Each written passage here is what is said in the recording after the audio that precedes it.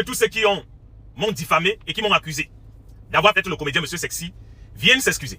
Qu'ils aient l'humilité et l'amabilité de venir auprès de ma modeste personnalité, me présenter leurs excuses et reconnaître qu'ils se sont trompés. J'ai attendu depuis hier, personne ne l'a fait. Maintenant, vous le savez, vous connaissez déjà la chanson.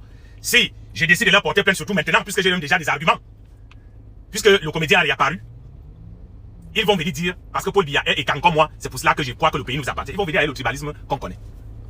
Alors, je voudrais faire un petit cours de politique internationale à ces jeunes comédiens, artistes, créateurs de contenu, influenceurs, tous autant qu'ils sont.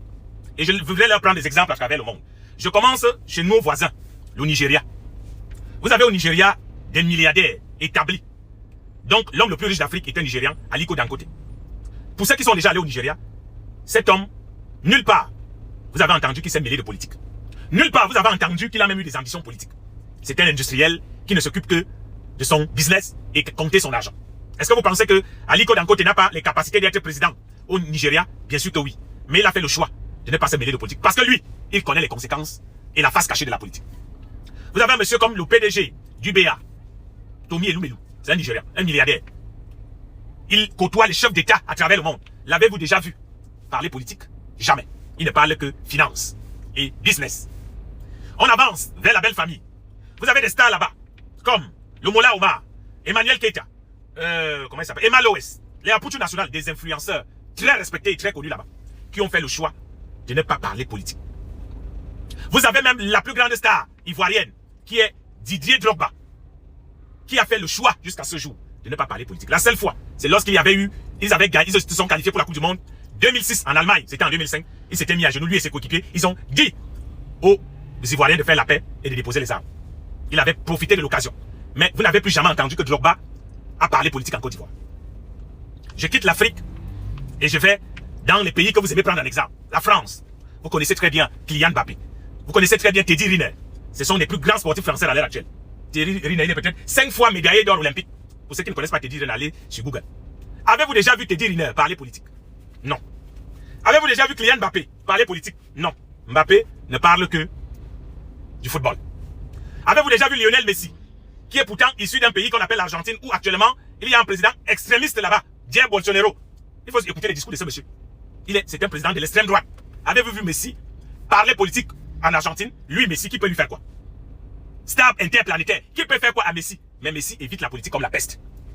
Avez-vous vu Neymar, qui a toujours dit être proche de Lula da Silva, lorsque Lula da Silva, c'est le président du Brésil actuel. Lorsque Lula da Silva était en prison, il a été en prison, il avait d'abord été président, il est allé en prison, il est redevenu président. Est-ce que vous avez vu Neymar Junior parler politique du temps que son ami Lula da Silva était en prison? Non.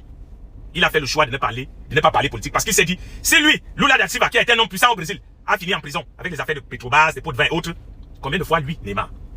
Il n'y a donc au Cameroun que des petits créateurs de contenu, des petits comédiens qui se cherchent encore, pensent qu'ils peuvent parler politique ouvertement, pensent qu'ils peuvent faire des contenus politiques et croient que la politique ne va pas les inquiéter. Et croient qu'on ne va pas leur montrer la face cachée de la politique. Pendant qu'ils ont dans leur propre pays des milliardaires comme les Baba Dampulo. Vous l'avez déjà vu Baba Dampulo faire la politique? Vous avez déjà vu d'autres milliardaires que vous connaissez au Cameroun faire la politique? Ils connaissent le revers de la médaille de la politique. Mais vous, qui n'avez pas de code solide, vous qui n'avez aucun carnet d'adresse, national comme international, vous qui ne savez pas que c'est ça qui aujourd'hui pouvez appeler tel, vous qui n'avez pas de, vous qui êtes orphelin, vous qui n'avez pas de godasse, vous qui vous battez, vous qui n'avez pas de procureur dans vos familles, vous qui n'avez pas de DG dans vos familles, vous qui n'avez pas de ministre dans vos familles, c'est vous qui venez vous mêler de politique. Parce que vous faites le suivisme moutonnier des réseaux sociaux. Vous êtes plus star que Messi, vous êtes plus star que Cristiano Ronaldo, vous êtes plus star que Teddy Riner, vous êtes plus star que Maloès. Pourquoi elles, les stars là, ont choisi de ne pas parler politique? Vous avez plus d'argent que Aliko Dangote, l'homme le plus riche d'Afrique. Pourquoi lui, il a choisi de ne pas parler politique? Mais vous, petits comédiens qui vous cherchez encore, vous créez des contenus. Si l'antique se fâche à vous, tout ça, vous n'existez plus. Les gens qui disent qu'ils créent des contenus là, si l'antique, le ministère du bon week-end, des postes de télécommunications se fâche, vous n'existez plus. Mais vous voulez vous mettre à dos les politiciens.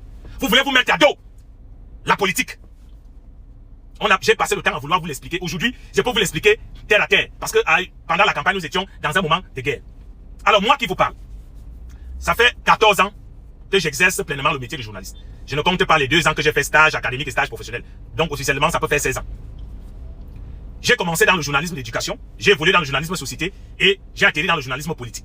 Aujourd'hui, je suis journaliste international puisque j'anime une chronique à Media Afrique News qu'on appelle, que j'ai intitulé moi-même là-bas, La vérité est comme les fesses, on finit toujours par s'asseoir dessus tous les mardis. Et à chaque fois que j'ai fini la chronique, j'ai dit toujours Abimté pour le moment. Tous les Gabonais, les Ivoiriens connaissent cette expression. Abimté pour le moment.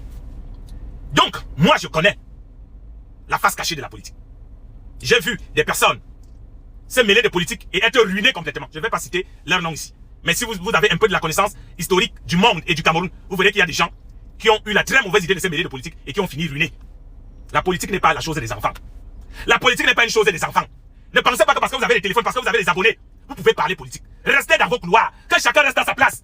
Parce que la prochaine fois que vous allez vous mêler de politique, les politiciens vont vous montrer leur face cachée. Parce que vous pensez que les stars internationales qu'on connaît ont fait le choix de ne pas parler politique parce qu'elles ont peur de quoi? Vous croyez qu'un Messi a peur de quoi? Vous croyez qu'un monsieur comme Aliko Dangote a peur de quoi?